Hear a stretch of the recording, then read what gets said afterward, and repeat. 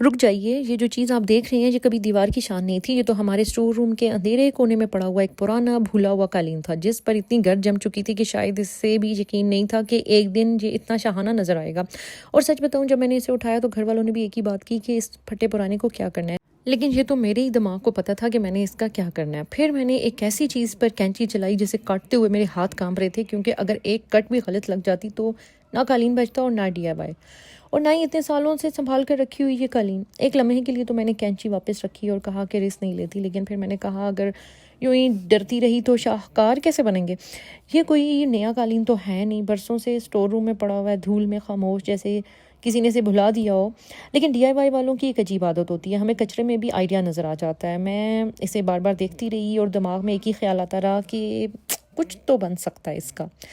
अब सबसे मुश्किल मरला शुरू हुआ, और यकीन करें मैं शायद पेंटिंग करते हुए इतनी कंफ्यूज नहीं होती जितनी आज थी। मैं कालीन को देखती, फिर मेजरिंग टेप, फिर दोबारा कालीन, फिर दोबारा ख़ुद को।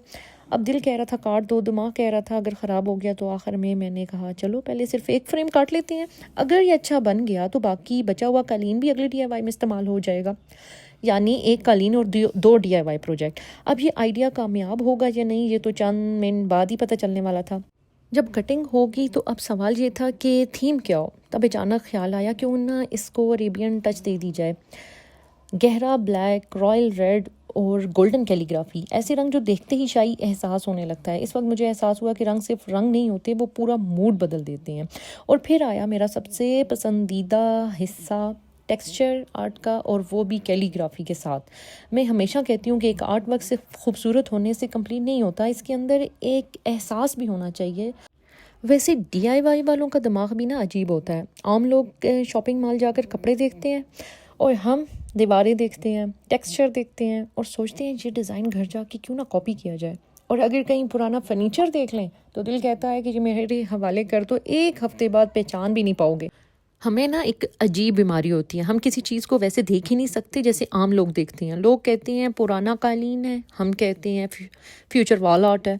लोग कहते हैं ये कचरा है, हम कहते हैं बस 2 कोट पेंट और थोड़ा सा टेक्सचर आर्ट। फिर देखो घर वाले भी अभी कुछ नहीं कहते, क्योंकि इन्हें पता है मैं अगर 5 मिनट खामोश हूँ या तो कोई नया प्रोजेक्ट सोच रही हूँ या फिर घर की किसी पुरानी चीज़ की खैर नहीं।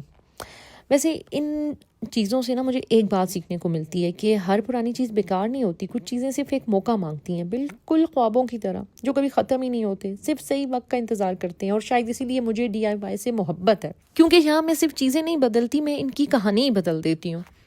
जब स्टेंसिल रख के मैंने टेक्सचर पेस्ट अप्लाई कर दिया, उसके बाद बारी थी इसको कोई भी बेस कोट करने की। तो मैंने सोचा क्यों ना ब्लैक कलर कर लिया जाए, क्योंकि कालीन में भी ब्लैक और रेड का कम्बिनेशन था।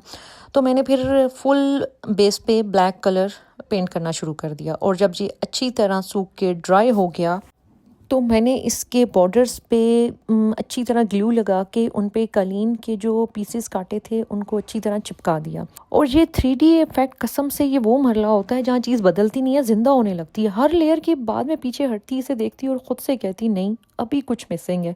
फिर दोबारा काम, फिर दोबारा देखना, और यही सिलसिला कई बार चला।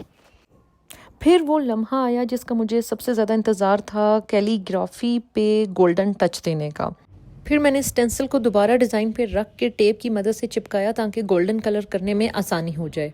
एक एक स्ट्रोक इतने एहतियात से जैसे बोर्ड एग्ज़ाम में आखिरी आंसर लिख रही हूँ। दिल भी डर रहा था, हाथ भी कांप रहे थे, क्योंकि एक गलत लाइन और सारी मेहनत ख़त्म। और यकीन करें जैसे जैसे ये गोल्डन कलर हो रहा था दिल भी खुश हो रहा था कि वाकई ना अब तो कुछ मुख्तलिफ ही बनने वाला है। और जब स्टेंसिल पे मैंने गोल्डन पेंट अप्लाई कर दिया तो दूर से रख के मुझे लगा नहीं फ्रेम में अभी भी कुछ कमी है। फिर कुछ थोड़े से और स्टेंसिल रख के मैंने इसमें कुछ चीज़ें और एडिशनल ऐड की। फिर मुझे एक जगह बॉर्डर की कमी लगी, फिर मैंने वहाँ पे बॉर्डर का स्टेंसिल रख के उस पर भी गोल्डन पेंट अप्लाई किया। और फिर वो लम्हा आया जिसका मुझे शुरू से इंतज़ार था। मैंने आर्ट वर्क को दीवार के साथ रखा, 2 कदम पीछे गई और चंद सेकंड सिर्फ देखती रही। ये वाकई वही पुराना कालीन था जिसे काटते हुए मैं डर रही थी, या लोग कह रहे थे कि ये फजूल सा है, इसे फेंक दो। और अगर मैं उस वक्त इनकी बात मान लेती तो ये आज 8 पीस कैसे बनता। मेरे घर की सबसे रॉयल डेकोरेशन बन चुकी थी ये पुरानी कालीन। ज़िंदगी भी शायद ऐसी ही होती है, कुछ चीज़ें सिर्फ इसलिए बेकार लगती हैं क्योंकि अभी किसी ने इन पर वक्त नहीं लगाया होता। थोड़ी मेहनत, थोड़ी हिम्मत और थोड़ा सा सब्र आम चीज़ों को भी खास बना देता है। और अब मेरे पास एक खुशखबरी भी है। याद है मैंने कालीन पूरा इस्तेमाल नहीं किया था, इसका काफ़ी हिस्सा अभी भी मेरे पास बचा हुआ है। और अगर आपको लग रहा है कि कहानी यहाँ ख़त्म हो गई है तो नहीं, असल मज़ा तो अभी बाकी है, क्योंकि इस बचे हुए कालीन से मैं एक और ऐसा DIY बनाने वाली हूँ जिसे देख के शायद आप यकीन ही ना करें कि ये इसी कालीन का हिस्सा है। तो गेस करें अगली बार इस कालीन से क्या बनने वाला है। अपना आइडिया कमेंट में ज़रूर लिखिए और तो मिलते हैं नेक्स्ट मिनी व्लॉग में नए DIY के साथ। तब तक के लिए अल्लाह हाफिज़।